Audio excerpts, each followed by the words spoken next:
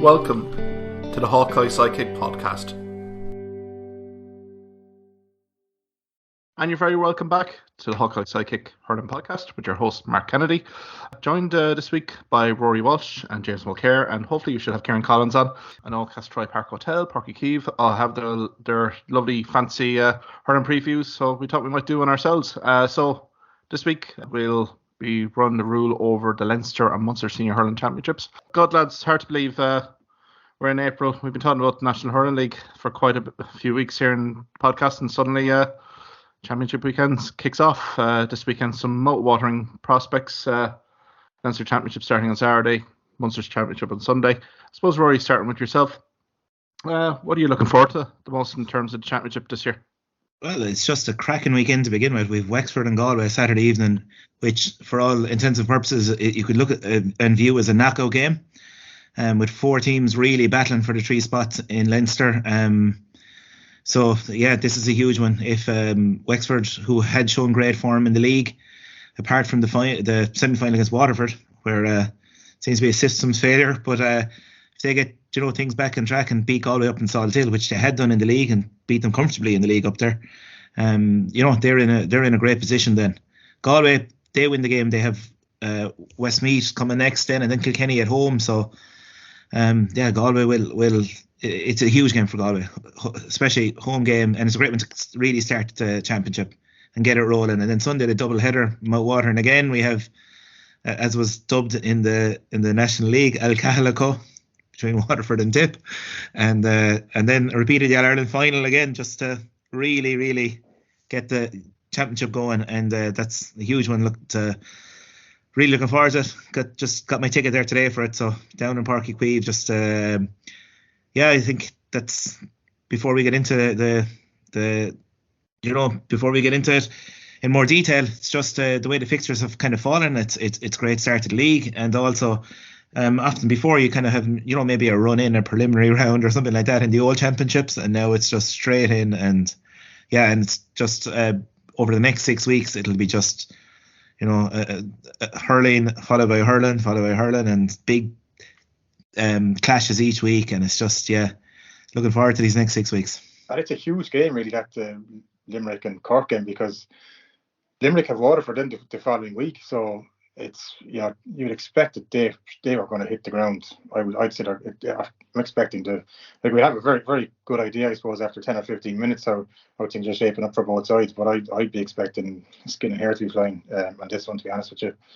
It's just you look at Leinster, and no disrespect to Westmeath and Laois, but you do have, the Leinster teams do have a few weekends there where they don't have to be firing on full cylinders. But in Munster, it's so competitive that you just don't have that luxury. So it's set up for absolute belting weekend. And the other thing as well is I'm looking forward to is it's the first time in a couple of years we've had full crowds back as well. So that's another, I know we had 50% or whatever capacity was at the end for the All-Ireland final last year, but to have full crowds back, that's another thing that we've it's been lacking from the last couple of years. So very excited for it now. Yeah, it's a great weekend.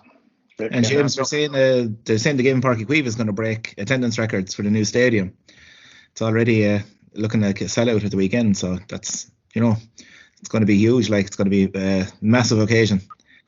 Yeah, and the other thing as well. It's a bit unusual to be to be talking cut and trust to the championship, and we're only we're only coming up to the Easter weekend. But that's that's the new format and all that, and the new dates, and the earlier start. So it'll be really looking forward to it. Yeah, it's you're kind of weren't really sure in the league were teams shadow boxing or not for some of the games, and but this is it now. It's all on the line now from Sunday or from Saturday, really, from we get started in Leinster. But it should be great. I think everyone will be looking forward to it. No, absolutely. No, really looking forward to it as well. And I suppose no water breaks as well, guys. I mean, they were probably pivotal enough during the pandemic. Momentum of games did change on certain fixtures. So I think from that aspect, full crowd in, the atmosphere will be electric, and really looking forward to it. I suppose we can get to the Munster Hurling Championship first, guys. What are your initial thoughts in terms of teams going in. Maybe we might start with you, James, being proud Cork man. Probably disappointing in terms of how the Alliance Hurling League final went. But I suppose overall, James, you have to be pretty well impressed by the preparation and the results going into that Limerick fixture this weekend. Yeah, if you took the league as a whole, probably Cork were, you'd have to be pretty happy with from a Cork point of view. Fitzgibbon seems to be back on form. Former Kieran Joyce, he was excellent throughout the league, and he settled really well into the team. I thought Lehan was a big addition back this year. Obviously tough when you're cut from the panel. He obviously went away and he learned from that, and his work rate really just since he's come back in he's been excellent all throughout the league, and they seem to be playing with a lot more composure and this year than they had in previous years. But I never thought that Cork put in a 70-minute performance throughout the league. They were good in patches. I thought they were at a good 35 minutes here and there, where they kind of put teams to the sword and maybe saw games, but they were never good for a full 70. And then the league final was a little bit worrying, all right, because you still have question marks over fullback and centre back. For me, like Waterford exposed them, their goals came from running straight up and straight through them, and I think there's still question marks there for management. Like Coleman, he's an excellent hurler, unbelievable hurler, but I think he lacks the defensive awareness to hold down the centre back. I would like to see him. I'd like to see Joyce going in there, but maybe it's a bit early for Joyce for this year. But I think he's probably going to be the natural sixth there. But I would have liked to see him go in there and move Coleman further up the field, either into midfield or maybe even the half forward line. So the question really is, from Kingston's point of view, do they stick or do they twist? I would like to see them twist, but I have a feeling they won't, and I have a feeling they will stick with Coleman there. And the worry for me would be there's periods in that game against Waterford where some of the same, mistakes or the same weaknesses that Limerick exposed last year in the final, Waterford exposed in that league final. Yeah, I know it's a league final, it's not the championship. And I know that Cork did have, a good league overall, but the concerns from me in the back of my head would be that Limerick are going to be coming in, and I know that they don't have their form line from the league was quite poor, but I suppose at the start of the league and after the All-Ireland last year, you would have thought that Limerick were streets ahead of everyone else. I don't think they've dropped that far off the cliff on the back of the league. The worry for me would be that they hit the ground running, Limerick, and if they target Cork like they did last year in the All-Ireland final and like Waterford did in the league final, have the Cork management team learned from that? I'm not sure. So it's going to be very interesting to see what happens on Sunday. We'll know after the first 10 or 15 minutes, I'd say, how this game is going to look. I heard I think James Scahill talking on the podcast that he's on, saying just he expects Limerick to be ravenous in the first 10 or 15 minutes and blow Cork out of the water. Now surely the Cork management team would be expecting that, so it really is to see can Cork match fire with fire. Hopefully they can. Yeah, because I think Limerick is an interesting dynamic coming into the championship, given the Alliance Hurling League form. I know they had a comprehensive win against Offaly last round, and what myself and Kieran have been hearing has been pretty intensive training sessions, and also a challenge game against Dublin, which was pretty physical. By all accounts, Seamus Flanagan is rated very doubtful for Sunday. That was a very attritional game. So, I mean, they're probably coming in against Cork pretty battle-hardened, but Rory would probably get you back in here. What do you expect from Limerick on Sunday? I think it's, for me, it's probably an unknown quantity, really, until we see the ball thrown in at 4 o'clock on Sunday.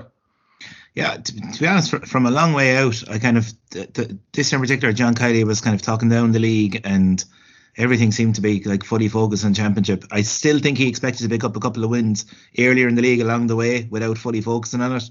And they ended up then in a situation where it kind of came down to the last game against Offaly and they still hadn't the win got. But I don't think he'll be overduly bothered by that.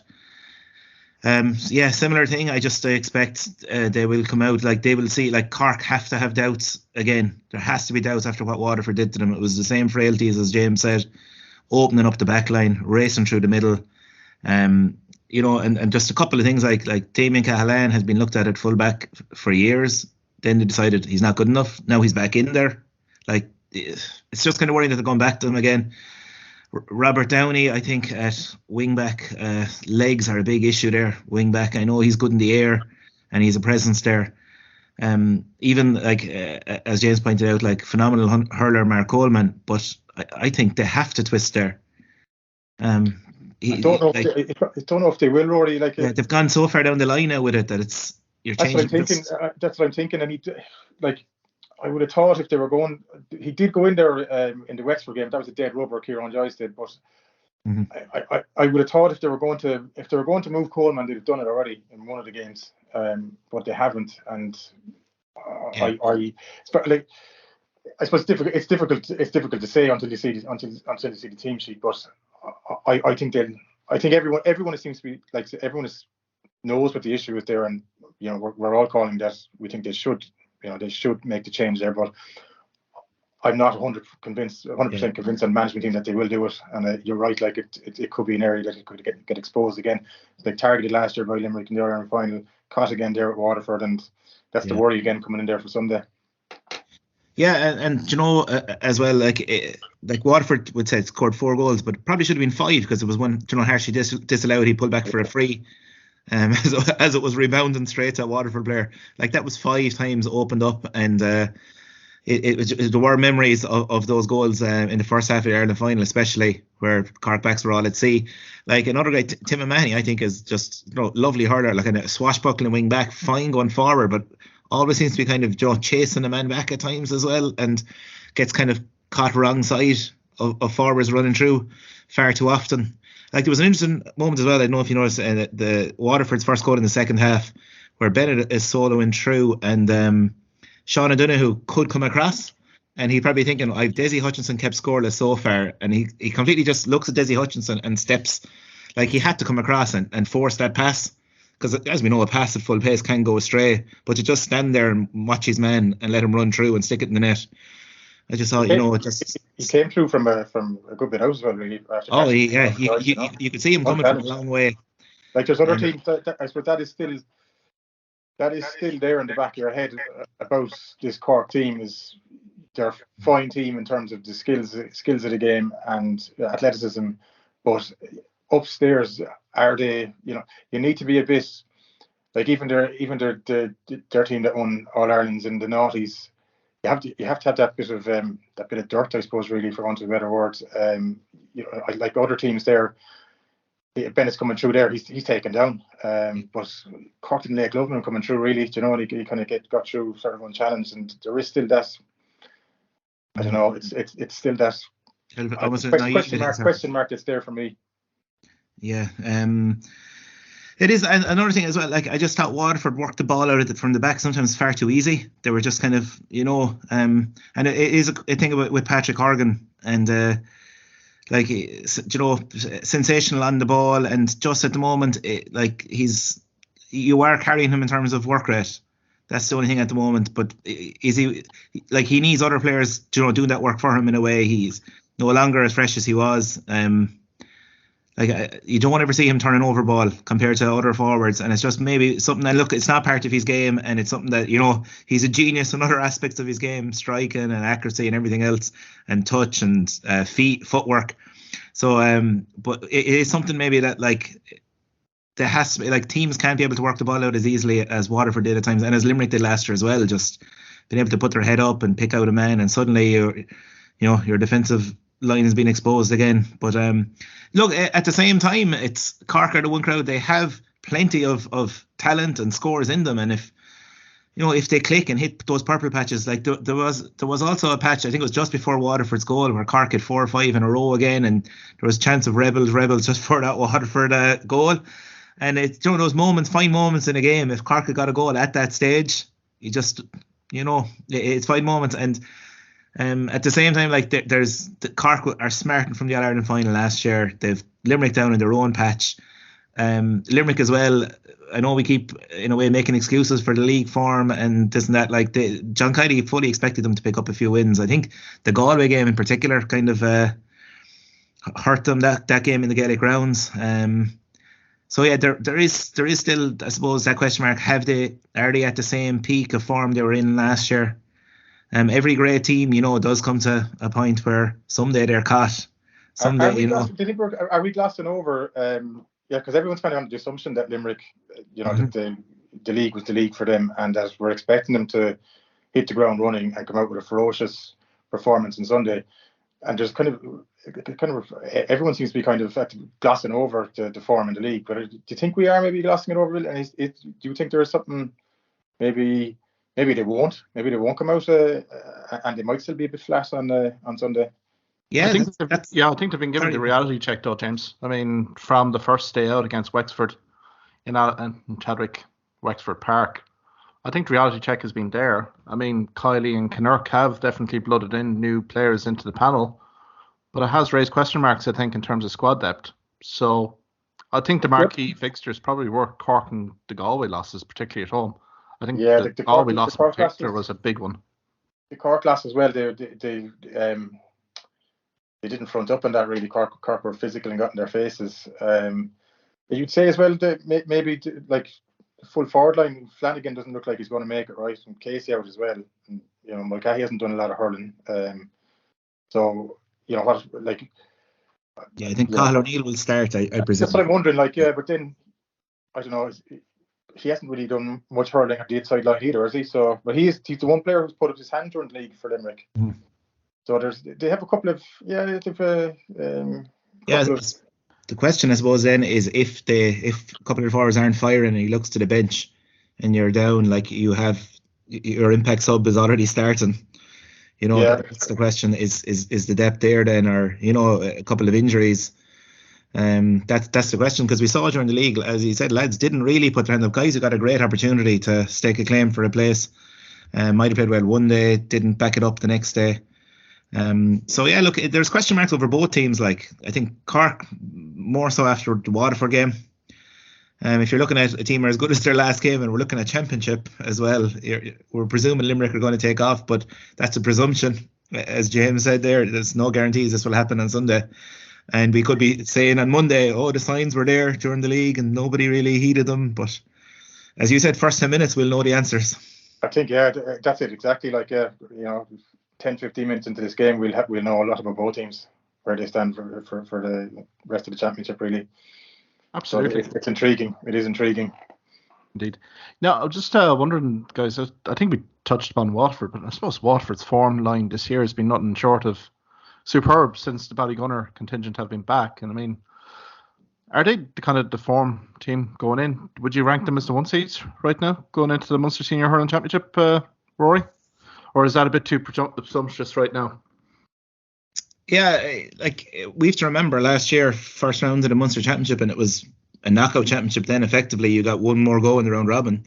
Watford came out as flat as pancakes against Clare, and there was basically a no contest in Thurles. And that's 1 year, less than 1 year ago, let's say 10 months ago. And so that performance, it's always often in a team like that, especially a team coming in on a high off a league, and Tipperary kind of have been waiting in the long grass, and everybody's writing them off and saying this year Tipperary will be win no match, they'll be ranked 5th, and this stuff has to be hurting Tip, and they will just be coming out now all guns blazing as well Sunday. And if Waterford and Cork win the first two games, everyone has Limerick and Waterford in their 3 to qualify, and then there's a debate about whether it'll be Cork, Clare, and everyone has Tip written off. But Tip win and Cork win, the whole thing is blown open after round 1.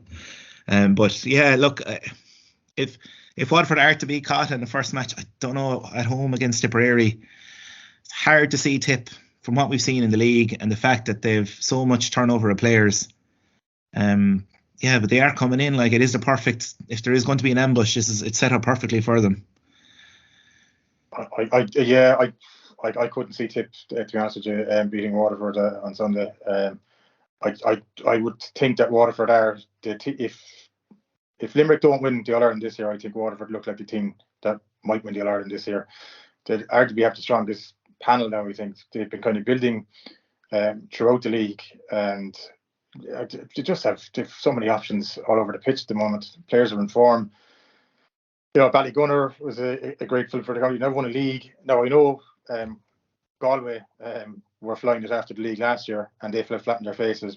But I think you've got a very shrewd operator on the line in Cahill, and I'm expecting Waterford to come out, and I think they could I think they could lay down a marker against Tip on Sunday. Like in the league game against them, Tip were kind of ahead early, and Waterford just ran the legs off them. And I don't think Tip have the legs there to. I can't see Tip turning that around. There's too many unknowns around Tip. Yeah. I think Bonner still doesn't know what his best 15 is. They seem to be struggling to, as you said there, Rory, they've lost a lot of experience. They, kind of struggled out the league to get a good spread of scores in the forward line. They were moving Jason Ford around, trying to get, and I think they, legs are going to be an issue. And I think they lack in firepower as well.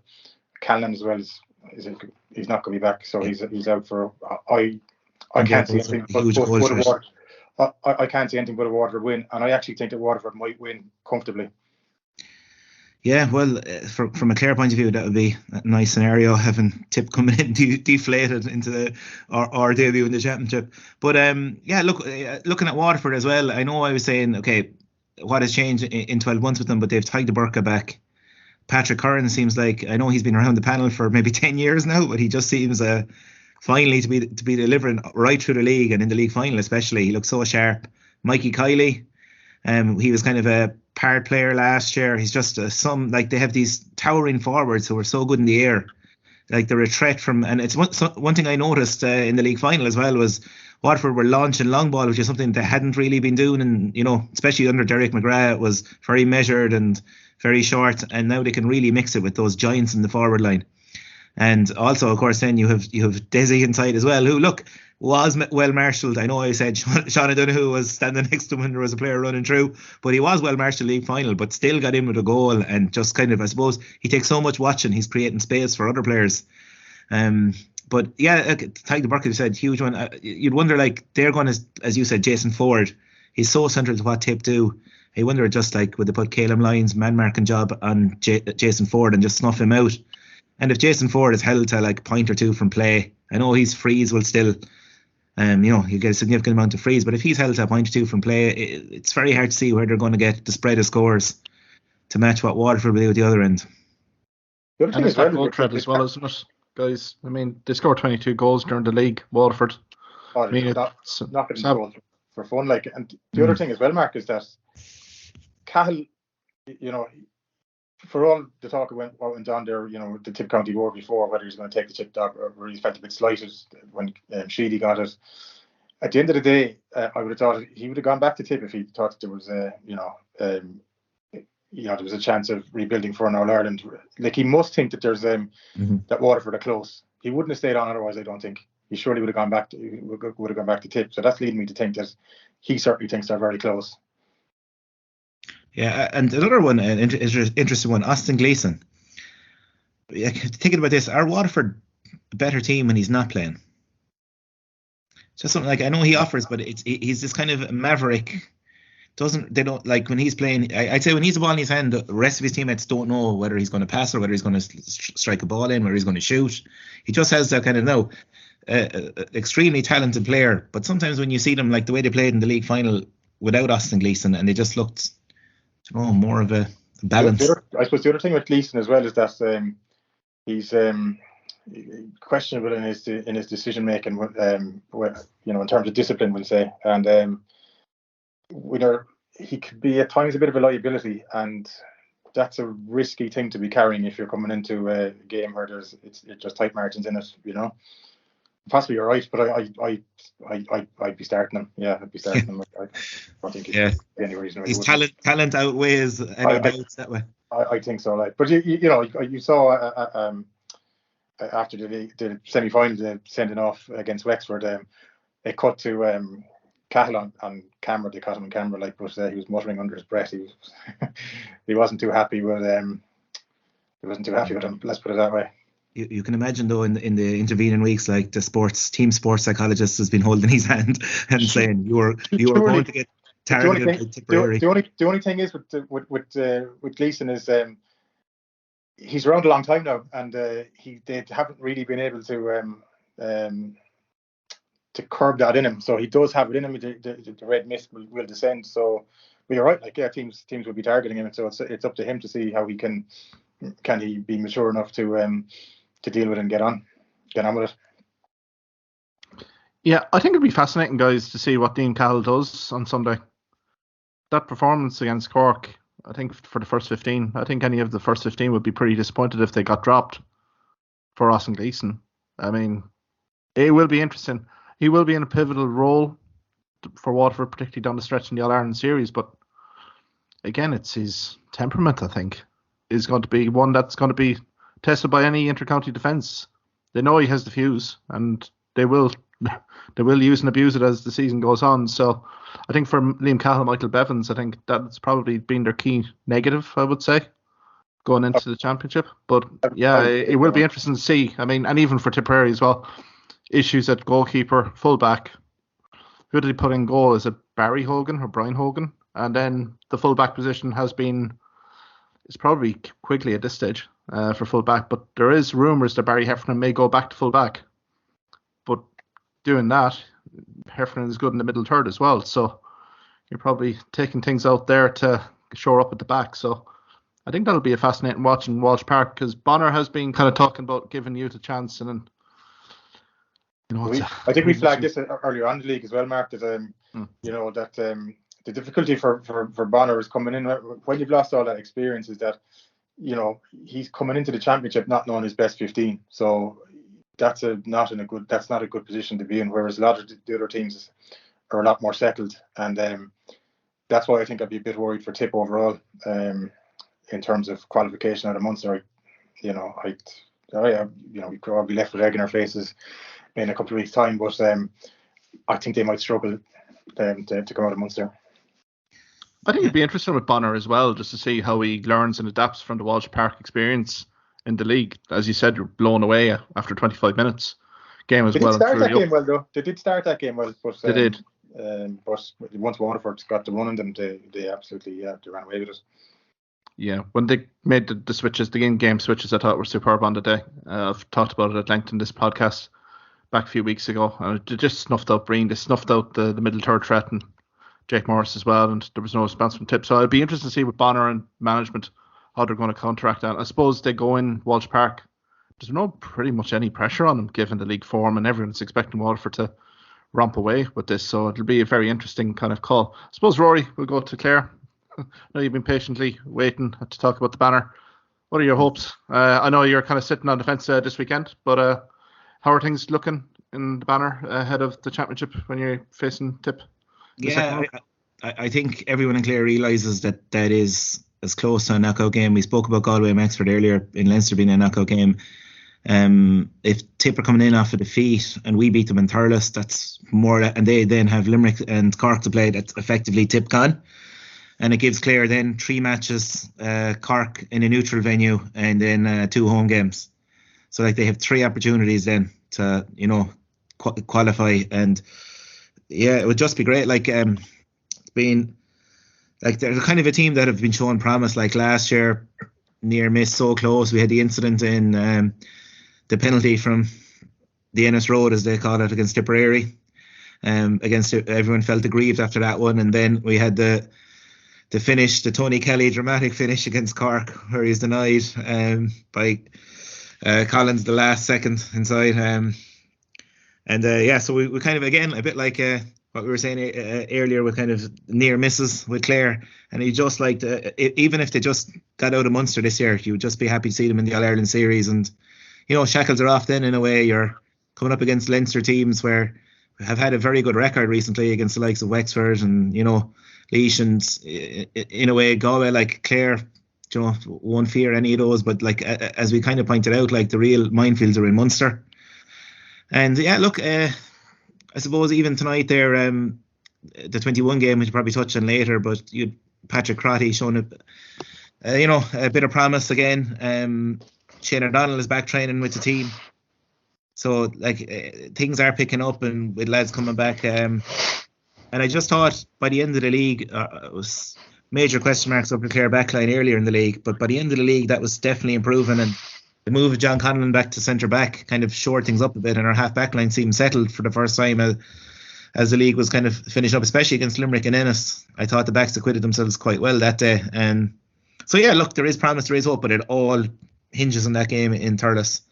And a couple of things that could work either way. If Tip somehow like shock Waterford, we're seeing it's unlikely, but they'll be coming into a home game against Clare full of confidence. If they get well beaten, they'll probably be coming out with a point to prove. So you'd wonder which way is the best way. But look, as we said, it is a crucial game. And look, things are positive. We said there was a big injury crisis. There's still a few boys, you'd like to have there. That Aidan McCarthy, for example, that won't see championship. Mark Rogers won't see championship. But, the likes of Shane O'Donnell there and some of these 21 boys, under 20s, showing a bit of form, like, will be a boost. And, yeah, just... optimism. If we were calling Munster right now, would you? I suppose you would be looking at the three being probably Limerick, Waterford, and Cork to come through, ahead of Tip and Clare as things stand right now. Who knows? Like, if Limerick were to go down to Cork and give Cork a bad beating, you wouldn't know what Cork's mentality would be going into the rest of the games, but I think at the moment, I find it hard to make a case for either Clare or Tip being in that top three right now. We can loop in Kieran Collins here as well into the podcast. Hey, Kieran.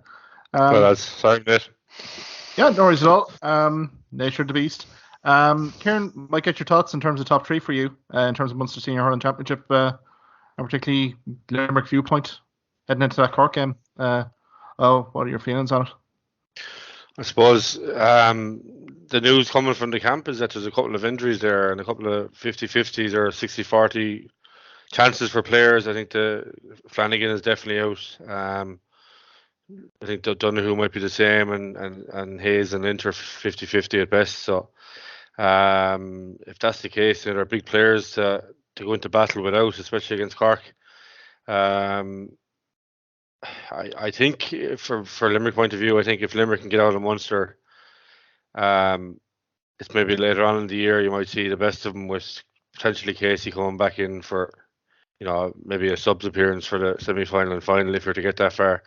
So the first two games are big games. Cork away, Waterford home. So you're what's touted as the second and third team in the country. In your first two games with the squad maybe not there, or the depth mightn't be as good as what it might have been years ago, and a couple of injuries. So I think Waterford for me are number one. I think Waterford number one in the country by now, but there's pressure on Waterford now. I think Limerick going in as champions, but there's still, like, some people have wrote Limerick off already. So I think that pressure will be there for Waterford to deal with. You could probably make a case for every team, like Tipperary. From the very start, they've been written off, and I think Colin Bonner will use that to his advantage. They've nothing to lose going into this Munster Championship. Like, they still have good forwards on paper. They still haven't like a forward unit, probably a lot better than their backs unit, but like they still have good players, and big players that like to Noah McGrath and John McGrath, Jason Ford. They're game winners, like, So I suppose if I was to pick, I think Waterford will be good enough. I think Cork would probably be good enough. I don't think defensively, I do have huge question marks over Cork, but their attack-wise, they'll score more than they let in, especially in the earlier games. And yeah, I think it will be a hard ask for Limerick to come out of Munster with the injuries. But I think if they can win either the Cork or the Waterford game, I think they have a good chance. Perfect, Kieran. Rory, top three for yourself? Yeah, I'm okay. I think Limerick will. I know Kieran is saying, like, if Limerick go out without those four players, then this game, at the weekend, like, takes a different path in predictions and everything. But I just think that all going well. I know Flanagan is out, and if the other boys make it, like, and obviously they're not gonna they're not gonna play guys that are injured. That doesn't happen anymore. But if they go out, they're obviously deemed fit if they start. And I just think Limerick will beat Cork if that happens. And because of that, I don't know. I think Ed Sheeran might cost Cork yet, because I think if Shane O'Donnell was fit last year, I think Clare would have beaten Cork. They would have, because Robert Downey would have, like, he was fine on Aaron Shanahan, but Shane O'Donnell would have been a completely different proposition for him. As we saw in Cusack Park a couple of years beforehand, where he, caused fierce problems for the Cork backline. So I think if Limerick beat Cork the weekend, I think it'll be Clare, Limerick, Waterford. But not in that order. Any other James, new? James, we need a response from you quick. Oh, no, as I said earlier, I don't see the top three being anything other than Cork, Limerick, and Waterford. Probably Waterford would be my favourites at the minute to win Munster. I think it'll probably be a Waterford and Limerick Munster final with Cork coming in third place. Yeah. The other thing as well, sorry there, Mark, jump in. Like, you look back, Waterford in the All-Ireland final 2020, like they were, Cahill said it after the game, they were completely out-muscled, physicality-wise, they weren't there. And they've learned their lesson. They've went away and they've bulked up, they've strengthened their squad, their panel, and they learned from what they were short on that day. To me, Cork, they went into an Ireland final last year, huge question marks over the centre-back and their defensive unit. And what's changed? Nothing has changed in the year. Now, maybe there is a huge twist coming and they're keeping it wrapped up for championship, but the sign, is it something you can change of a whim like that? I don't think Cork have learned from last year like Waterford did.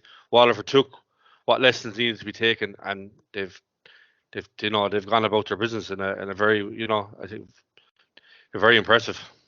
But that's the thing you'd say about on the lines as well.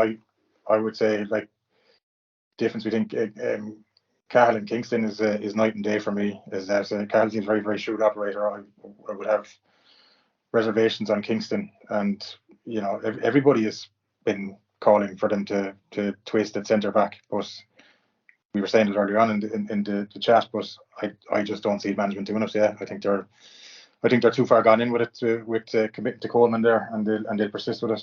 But now, and you look back at the Waterford game, Cork made 5 substitutions, all forwards.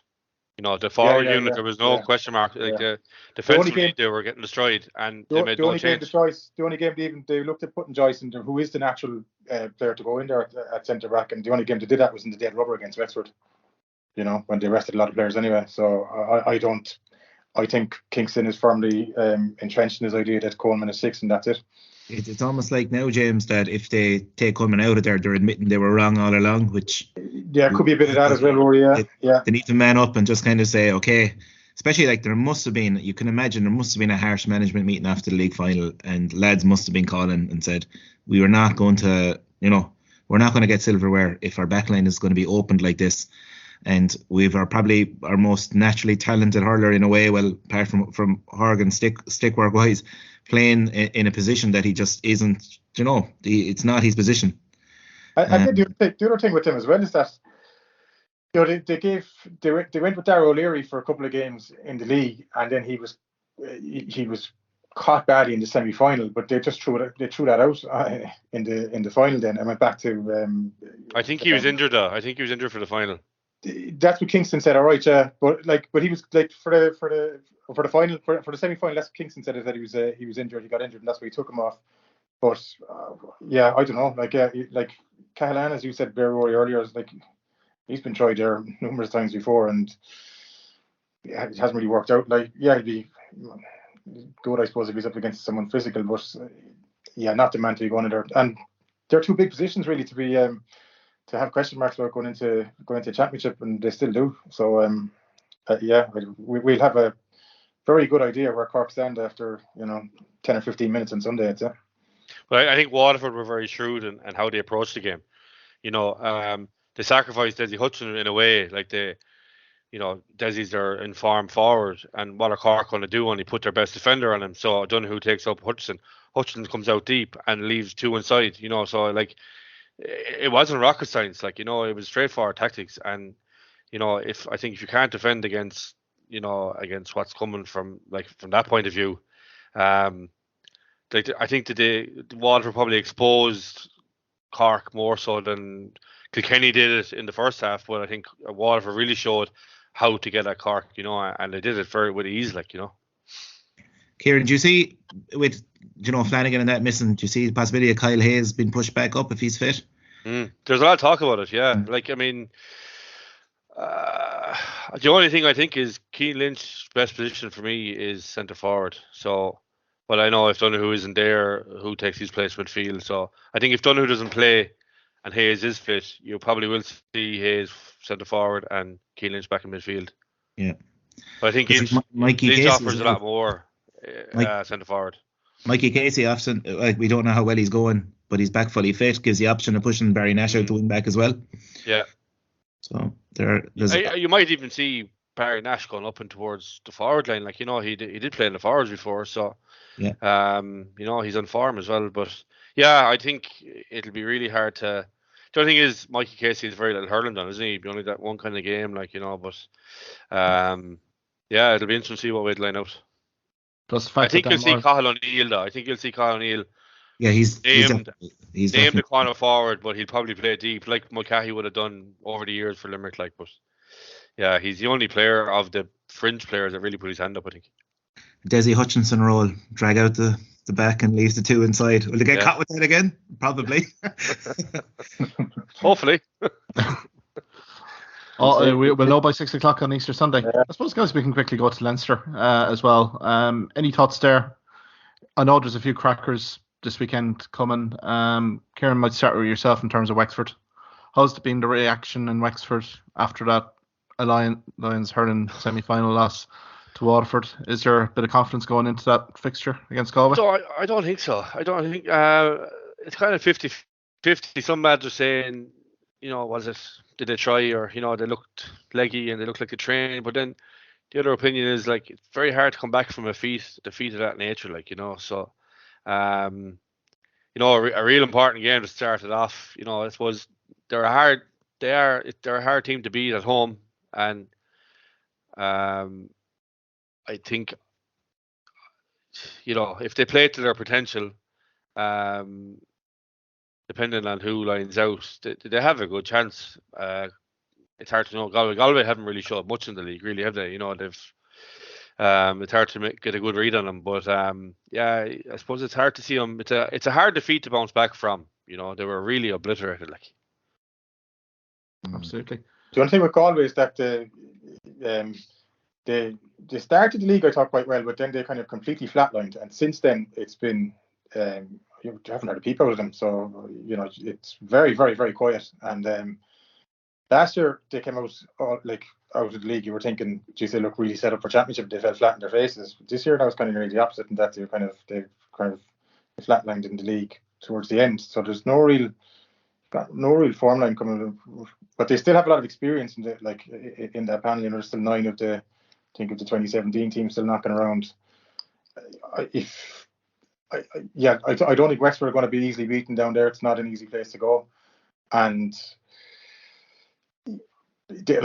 Galway have, I think, they've Wexford, and then they have, I think, Westmeath is their next game, isn't it? And then they have the Kilkenny game. So if they'll surely be targeting this is a massive game for them. They could be going in 4 points to Kilkenny game. In fact, if you win that, they're pretty much you're pretty much home and hosed. So there's a lot riding on this game. I 50-50 for me. I couldn't really call it. Yeah, I think it's going to be very, very tight. Yeah, just because I think there's a lot of question marks over Wexford, as you said, Kieran. It's a very big defeat just the nature of defeat, the manner of defeat was pretty jarring for Wexford, and we just don't know how they're going to approach it on Sunday, how they're going to turn up. And then Galway are so quiet on Galway at the moment that and we've no real form to go on with Galway. So I don't know. Yeah, it could be toss of a coin, this one, to be honest with you.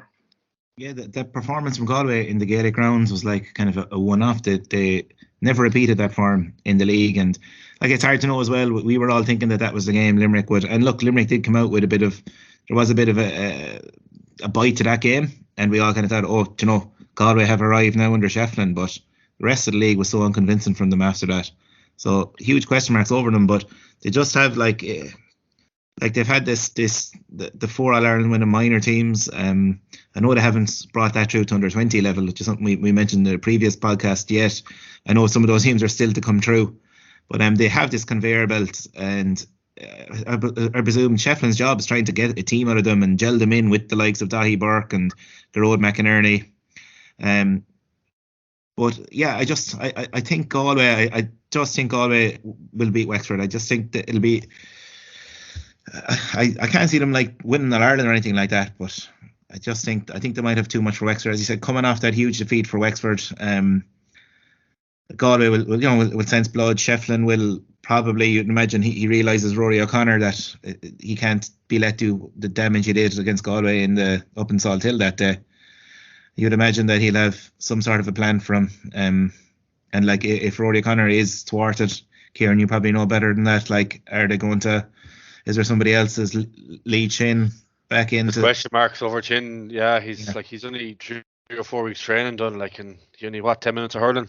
So there's a big question mark over seemingly it's a hamstring injury that needs operated, and I think they've been kind of nursing him along and hoping to get a championship out of him and then go under the knife. But yeah, that might only last a few minutes. It depends how he holds up. But I think with the middle third for Wexford is their weakest. From half back they might be solid, but they might be caught for area ball. I think especially in their centre forward, I think Chin will be huge there if he does play. Like even for a ball winning ability.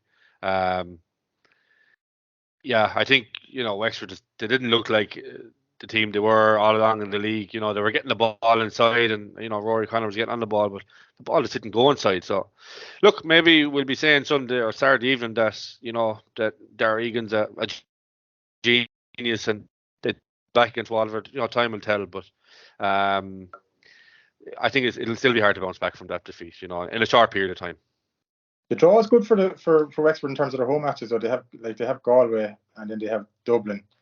Right, so and then they have Kilkenny away, and then they have Laois and Westmeath. So imagine they should beat Laois and Westmeath, right? So then, I think I'd fancy them against Dublin at home as well. So you're like, if they get over the line here against Galway, they're in a great position in terms of Leinster then. Yeah, whoever loses this is completely in the back foot because like Galway have a very poor record against Dublin of late. Like they've been turned over. Like last year. There was a wave the white flag in Croke Park against them. Turned over in Parnell Park a couple of years. Remember the late free? Yeah. Moran, wasn't it? Sean Moran came up from Coola and struck the free. So they've been, and then previously as well they were beaten. So like Galway lose against Wexford and they've Kilkenny, Dublin to come, and they're going to be up against it like from then. But I just fancy them to. I don't know. I still think there's something about them, Galway. Could be proved completely wrong Saturday evening, but. I just feel that they have this kind of scoring power. You have Evan Nyland, these guys. They have huge potential in the forward line. The question is, Mannion was back to a bit of form, and Cooney, yeah. Yeah, has Shefflin gelled this team together? Like from what we've seen in the league, what progress has happened since then? So look, a fascinating game, and just as fascinating as the games in Munster this weekend. Overall, though, I just don't see an All Ireland champion coming from Leinster. From out of those 4 teams we mentioned. Maybe we can touch upon Dublin, guys. I mean, Dublin had great hopes going into Allianz Hurling League, and they were narrowly pipped by Waterford Kilkenny in 1B. Is squad depth a bit of an issue here from Matty Kenny's side going into the championship? Just given, I believe they only used 19 outfield players during the whole league campaign. James. Yeah, it does seem a little bit that way, right? With Dublin, you. Currently looking at them, like they did have a good league. I'd say overall the league was good, but that Kilkenny game really exposed a lot of weaknesses. I thought bad wake up call. They were poor in the day. Kilkenny kind of showed them up tactically a bit, and it kind of showed once they kind of nullified their game plan a bit. Dublin didn't really seem to have any kind of plan B. I suppose they're going in. I suppose they got Laois first, so that's they're going to get a win on the board, so they'll, to get things motoring. But as things stand for me, I can't see. I think the 3 coming through in Leinster would be Kilkenny, Galway, and Wexford. Probably Kilkenny and Galway. Probably I couldn't really tell between. I think Kilkenny probably be the team to come out of Leinster to win Leinster, and then I couldn't really call it between Galway and Wexford in terms of who makes the Leinster final. But I don't see Dublin coming through in the top 3 now. Yeah. I mean, it'll be interesting with Matty Kenny. Laois first up. Do we see any upsets here in Leinster at all, guys? I mean, we haven't really talked about Laois or Westmeath. I mean, Westmeath returning into the Leinster Championship since 2017. Now, fantastic win against Down, but I mean, different levels here. Up against Kilkenny first round in Mulcare. Do we see any kind of Laois upset against Dublin fixture, or is that just a very remote, optimistic tone from me? I think it'll be Rory. Mark. Yeah. I think if they are to cause an upset, this is the one. This is the game. First round, Laois coming off the win over Antrim has to give them some bit of a boost. If it's going to happen, they have turned Dublin over before. So it's Dublin are the ones that they might scalp, but it's still hard to see it. Like when they met in the league, Dublin, I think there was 11, 12 points between them, comfortable margin. And I know, look, league and championship are different, and there is that extra bit. Players are going that, going to the limit in championship. There is that, and Laois won't fear them. Haven't had that scalp a few years ago, but. Yeah, it's just hard to see it happening. Like we mentioned this before, there is that gulf between. That gulf is there, like, and I know Dublin might be kind of at the lower end of what we call the tier 1 teams, but the gap is still, I still think there's a 10-point gap down to the, the only thing with Laois is that we'd say, in the big games, this year, like they were going into that, you wouldn't have fancied them at all against Antrim going into that game, and they dug it out. And this is probably a game that they are targeting as well, as you said. You'd never know, but yeah, I think you're being optimistic, Mark, or thinking that there might be any upsets in Leinster this year. Yeah, indeed. Yeah, I suppose we can kind of cast our eye to Kilkenny as well, Kieran. Brian Cody. How do you feel Kilkenny are set? I suppose league campaign relatively successful, but a few guys in. I suppose still squad depth in terms of subs bench being used, but overall you're bringing TJ Reid back and the Ballyhale guys. They're probably well set up here for a long extended stay in the All-Ireland series. I think you're on mute there, Kieran. Yeah, I think for me, Kilkenny are favourites for Leinster. Looking back, they've won 2 Leinster finals the last few years that they had no right to win, and from the start of the league to how the league finished, like it was a complete gulf. There were huge question marks over them the first 2 games, and they finished really strongly, really impressively, and they seem to have taken to this kind of new style of play. Well, working through the lines, but they mix it up. They put some ball along as well. They exposed Cork for most parts of the first half. I think maybe fitness might have been the big teller coming towards the end of it. But yeah, TJ to come back in. He hasn't much hurling done, but TJ is TJ. He'll slot in, and I presume we'll see him in 14 in front of the goal. And yeah, they'll be a hard team to beat. Without a doubt. Yeah. Do we see TJ Reid? Carrying a knock, isn't he? I think he's carrying a knock, isn't he? That's what I heard. They're kind of not 100% sure when he's going to make it or not. But it's not going to make a difference in terms of this weekend. Yeah, they have a handy start. Like, okay, Andy, I don't like calling it a handy start, but Westmeath and Leeds first 2 games, so they can they can allow to not risk him if he is 50-50. So they have that advantage over the other teams, I suppose. But I think going back to Dublin just for a second, I think if you are to play Dublin, I'd rather play him later on in the round robin as opposed to the first game or 2, because they are relying heavily on 12 or 13 of the same lads and don't seem to have much of a squad or depth in the squad. So I think Dublin, they started the league well. You kind of see them as the games went on. I suppose the weaker they looked, but I think it was just probably a lot of fatigue as well, and I think it suited Dublin not getting to the semi-final of the league, because it gave them the 4 weeks to kind of refresh and get back on the horse again and get ready for championship. So I think Dublin, I think you might see them get weaker as the round robin goes on. Yeah. So can we get your predictions, guys? 1, 2, 3. I think James, you kind of hinted at your one, Rory. Who do you have coming out of Leinster? Yeah, look, I think Kilkenny are that bit ahead of the other counties. they've shown the most consistency, and also you put out their strongest team, and it just kind of, the one crowd, like if they get to a Leinster final, Galway have this kind of ability to kind of throw out games from nowhere every now and again. They've done it to Kilkenny the odd time in the past as well, kind of. But yeah, they're in the best position going in there. And like you also have Adrian Mullen didn't feature in the league coming back in as well. It's like they're only going to be a bit stronger than what they were against Cork. I thought they came out all guns blazing that league semi-final first half against Cork, and I think they were a bit disappointed not to be ahead of half time. But like in second half, Cork did get on top of them, and the Kilkenny team of old would have sensed blood, and it's just kind of a sign that they're not what they used to be. Still, as we mentioned, they get into an All-Ireland semi-final. They're incredibly dangerous. Can they? I think it would require them to come out with 2 shocks then, I think, in a semi-final and a final. 2 huge games. I don't know if they're genuine All-Ireland. It's hard to see them winning All-Ireland, I think. But yeah, definitely they are favourites for Leinster, and I don't see them being beaten really in okay, they could lose a round-robin game, but I still see them winning the championship at the end of it. Yeah. Kieran, what's your thoughts? I think Kilkenny for me to win Leinster. I think Galway will have enough class to definitely be in the top 3. I think for me it's between Wexford and Dublin. Yeah. I think Wexford won't fear Kilkenny. They've had their number over the last couple of years, and they won't fear going to Nolan Park, maybe as much as Dublin might fear the game against Kilkenny. So I'm gonna say Wexford for the 3rd position.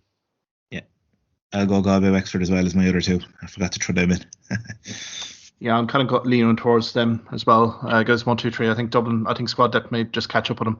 Vaughan O'Connell goes down with any sort of injury there, and that defensive setup for Dublin, I think they're in serious trouble, particularly if they're playing like say Kilkenny and Wexford.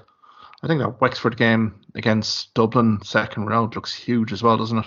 Yeah. I mean, we're kind of talking about the Galway, but those are 2 pivotal back-to-back home games for Wexford that'll make or break the season. So it'll be interesting to see how Dara, Egan, and those the guys go.